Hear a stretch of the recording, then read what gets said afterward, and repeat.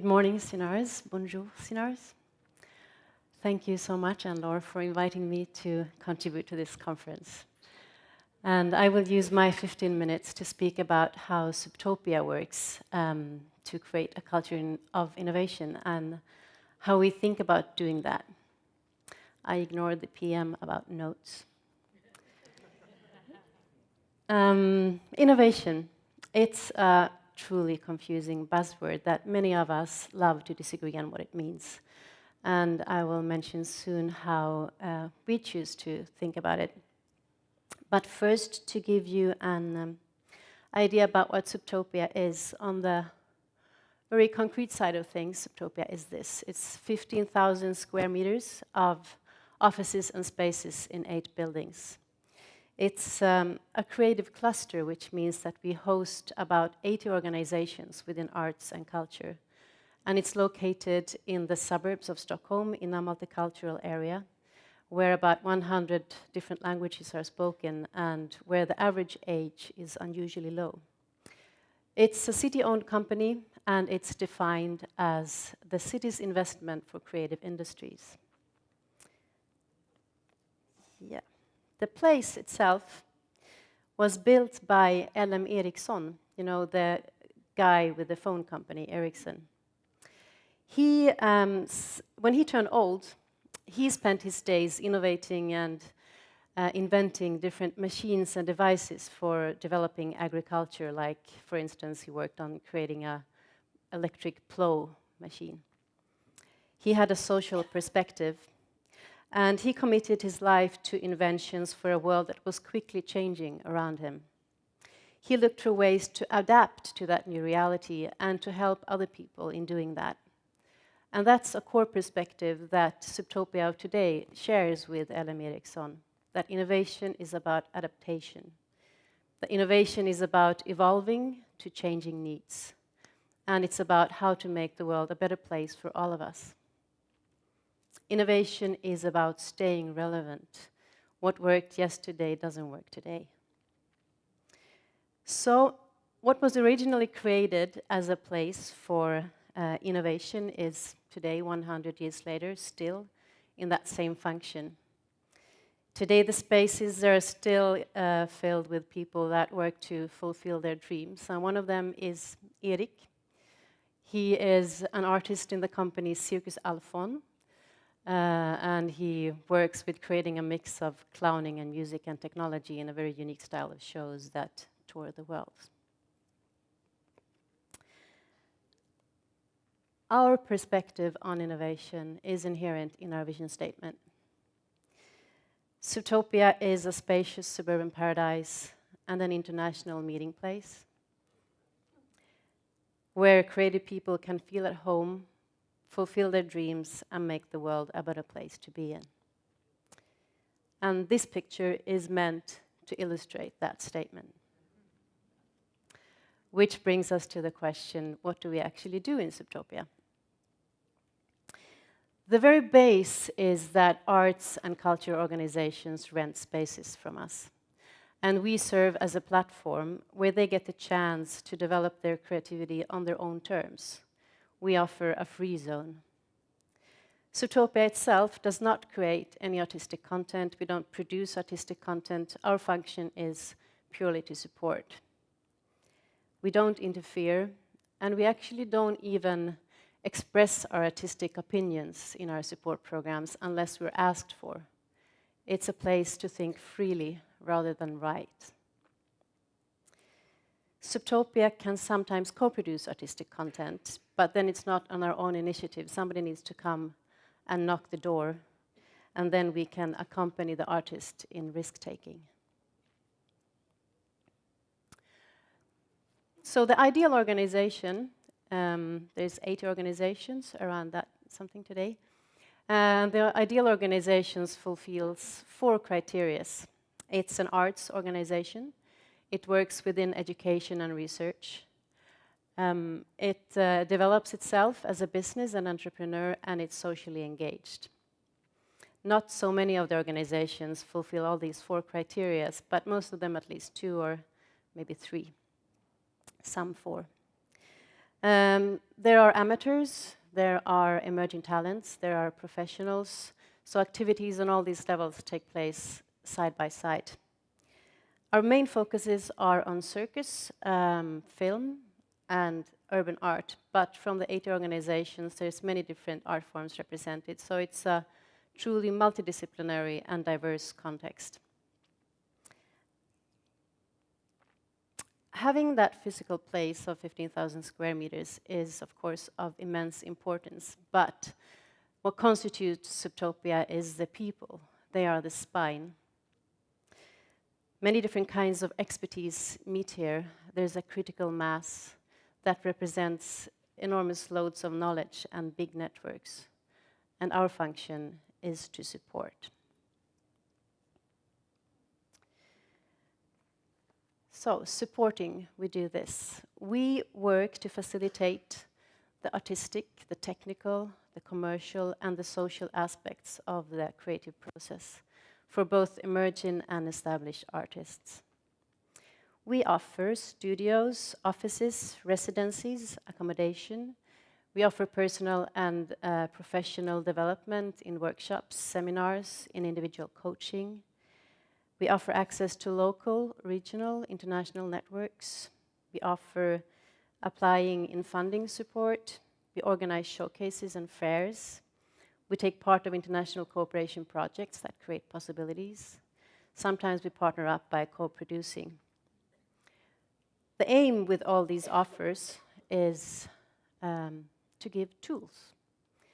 Our goals are their growth, their independence, and their empowerment. And our question is, what can we do today to have them not need us tomorrow? To mention some of our key concepts and values. We accompany artists in risk-taking. It means that we support in a way that is not result-oriented. Try and fail or try and succeed. Failure is experience. Diversity is key. The organizations, they exist side by side, and we don't force, but we facilitate connections in between them. We regard empathy a condition for creativity, and we want innovation to be empathic. We work with social processes, artistic processes. We work with people from different social contexts. And an aim should always be to try to understand the other. It doesn't mean that it has to be necessarily nice. Innovation can be unpleasant, but still create understanding. Non-curation. We don't curate our residencies. We don't curate most of our support programs. Sometimes we have to curate because of limited resources, but we try to avoid that. Oh, no, not yet. How do I go back? There. Welcoming. We always try to make people feel welcome. Authenticity.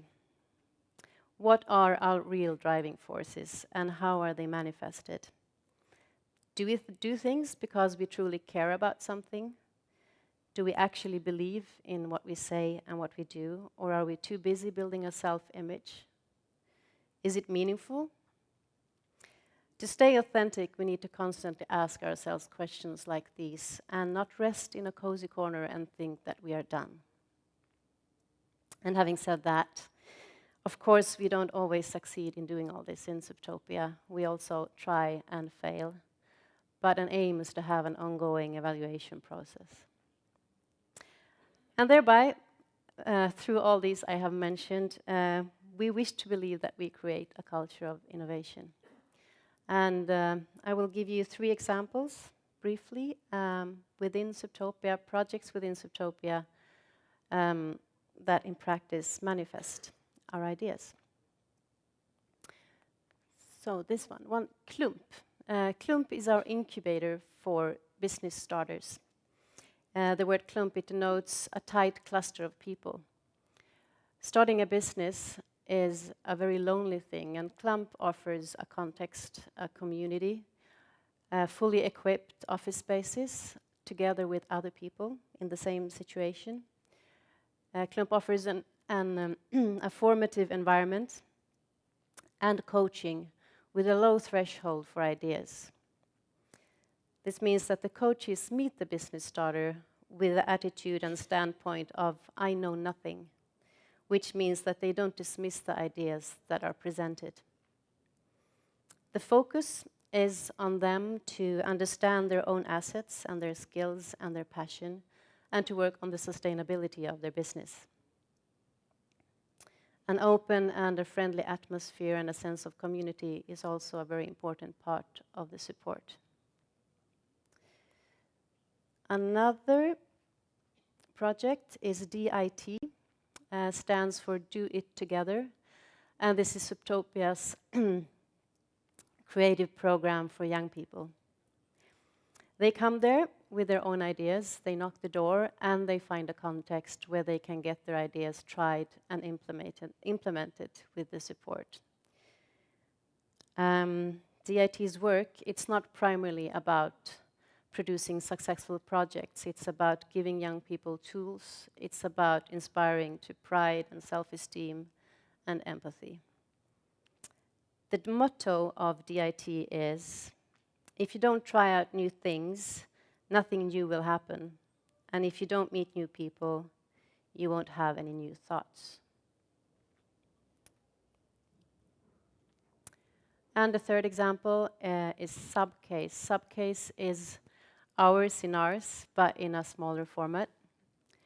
Here it's about 1,500 people. Normally at Subcase there's about 300. It's a showcase of circus, but it's more than just a market.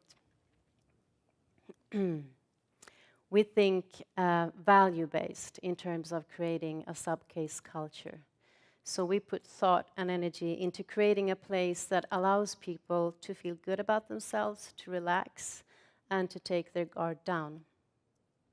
And to do this, we inject themes in a playful and cocky way. For instance, this has been one of the themes: fuck art, make babies. Fuck art, let's dance. We work around these themes in both blatant and subtle ways throughout each edition. We hope by that to inspire a positive and empowering attitude, and at the same time to provoke thoughts. The meeting between artists and presenters can be quite challenging, but it holds so many possibilities if that dialogue could flow more freely, because we need to talk together about the challenges that we're facing these days. The friction of our different perspectives as artists and presenters can give birth to new ideas and new strategies on how to build the future. Another theme is this: the party is where you are. At Subcase, we try to work against the hierarchies that are inherent in our infrastructures. We don't want a scene where people in power rub shoulders and are treated as VIPs, while the artists are not. So at Subcase, artists and presenters take part of the same activities. They get the same kind of welcoming. And then it's up to you to take your own responsibility on how to pursue your dreams and how to fulfill your needs, and of what party you are in. So, to round this talk up, someone once said, great leaders don't innovate the product, they innovate the factory. As Subtopia, we try and fail, we try and succeed, and there are many challenges. We build brick by brick. We constantly need to defend our choices and our values and our needs of what and why this place is of importance and why this community is of importance. Political forces calling for innovations often start the discussion out from talking about the limitations and the boundaries. Our discussion, however, must be about the necessity of the freedom and the risk-taking that is a condition for a culture of innovation. We all need the outcomes of of that. We need values, we need manifestations of values, and we need patience.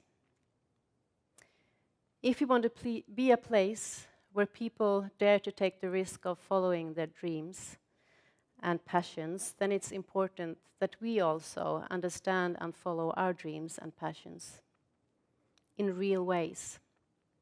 The day that we are bored, we have failed.